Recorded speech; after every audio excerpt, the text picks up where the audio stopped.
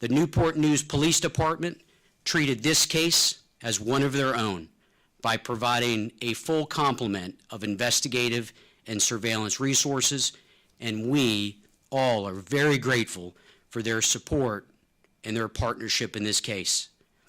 It was through a tremendous amount of police work and vigorous follow-up that we were able to identify 20-year-old Jaylyn Keene as the alleged offender in this senseless murder. The defendant is currently and remains in custody in Newport News. Like all criminal defendants, he'll have the presumption of innocence as we continue to work diligently with all our partners to present an evidence-based case to support our charge of second-degree murder and the use of a firearm in the commission of a felony. I'd like to now call up Director Sally Fayez from the Fairfax County Police Department Victim Services Division, who will speak on behalf of the family. Director Fayez.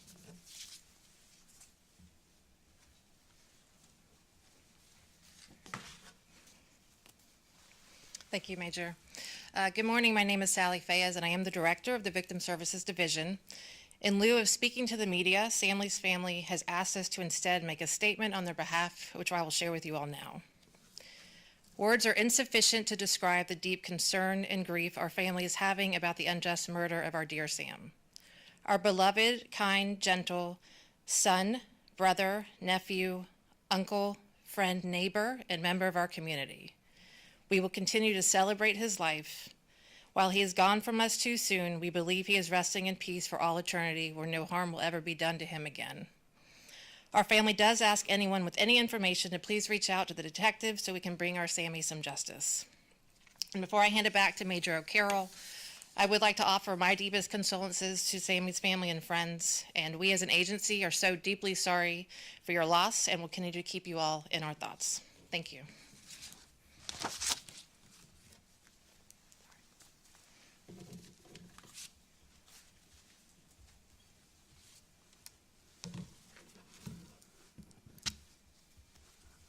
Thank you, Director Fayez.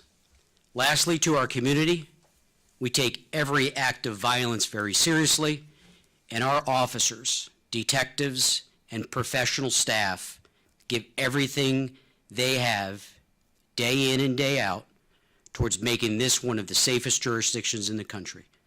So on behalf of the Fairfax County Police Department, in particular, the Major Crime, Cyber, and Forensics Bureau, thank you for joining us today, and stay tuned to all our platforms for continuous updates on this case, especially as a defendant is ultimately brought back to Fairfax County in the future. Thank you. I'll take any questions that you may have at this time.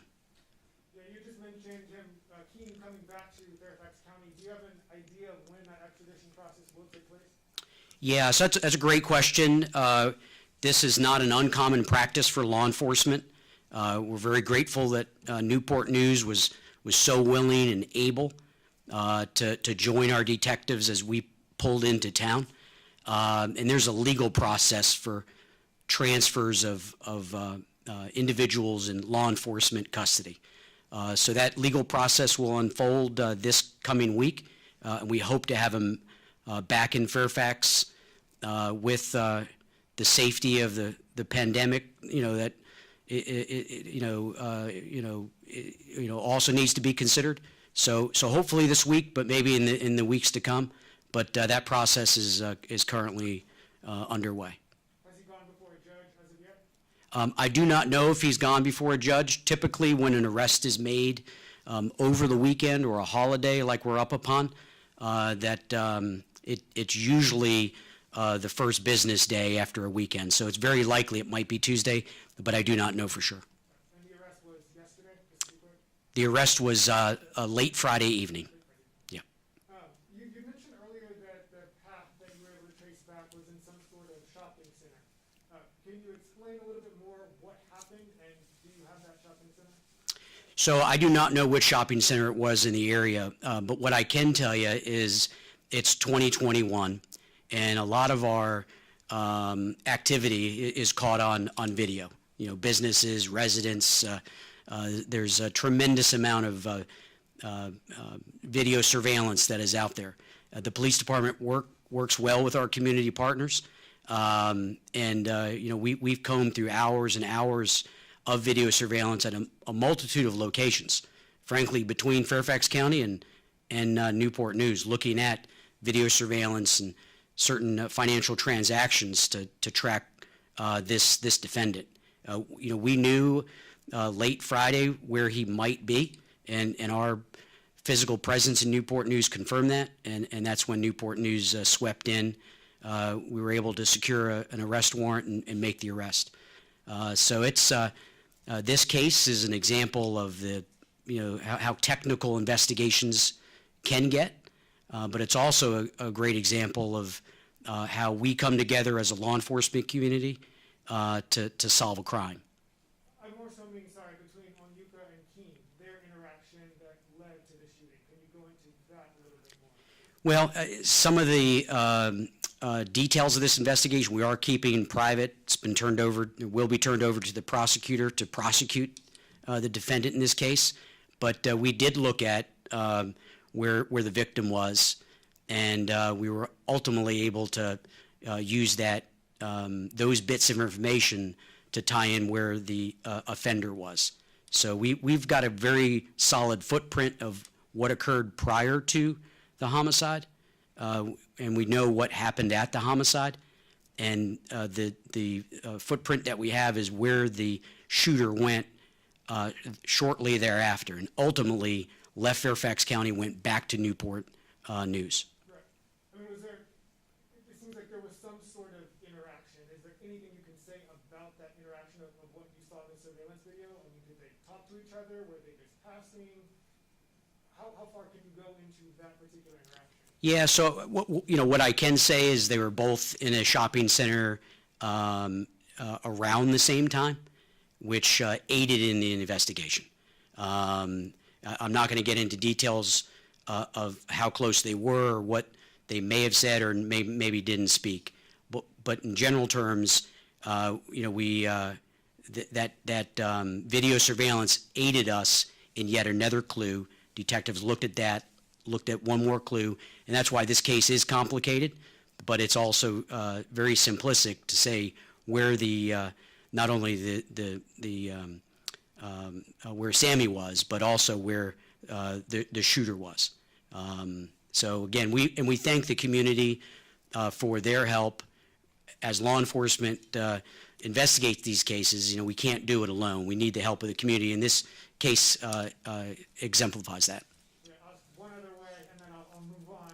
Were they the only two involved in whatever interaction took place? By all our accounts, yes. But I will say, like all investigations, we're several days, 96 hours into it at this point. Detectives aren't done.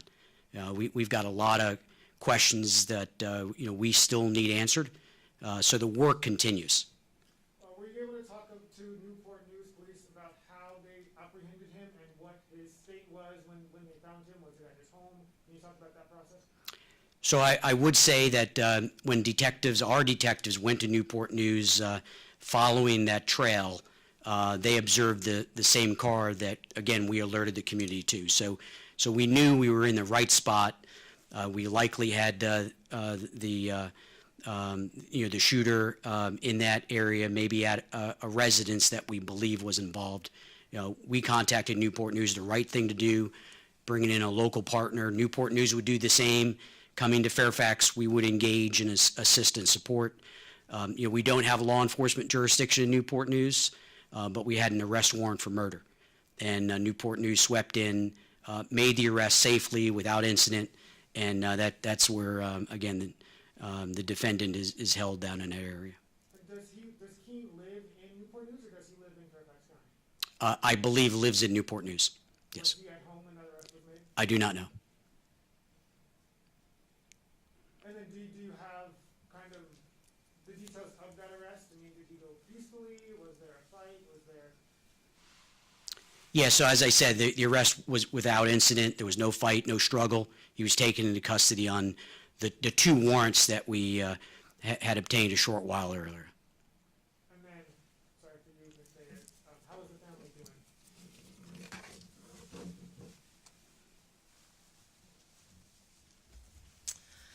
I think with any case like this, they're still in the grief process, so I can't really answer how they're doing. I do know that our specialists have been with them, working with them, and will continue to work with them. And then are you aware how many children they have where he falls in line with the family? I do not. Okay.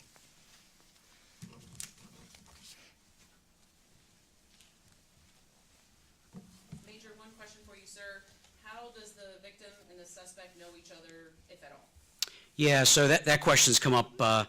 I've asked the detectives that, and the complexity of how well they know each other is still under investigation. We have a lot of questions, a lot of work to be done. Detectives have worked from when the original call came out on Wednesday, right through our travels to Newport News. We were hindered by, obviously, the distance of traveling, sending a team down there, and with the weather. They've returned to the county as of yesterday, late last night. So that question is one we're still trying to get more answers to. Thank you, sir. That was from WUSA 9. Thank you. Any other questions? If not, in conclusion, as I say, thanks to all our law enforcement partners, all our partners that help with this case, continue to help. And if anyone has any information that could continue to aid in this investigation, they should contact the Fairfax County Police Department, Major Crimes Bureau at 703-246-7800. Again, as I said, although an arrest on these two charges have been made, the investigation does continue. Thank you for joining us today.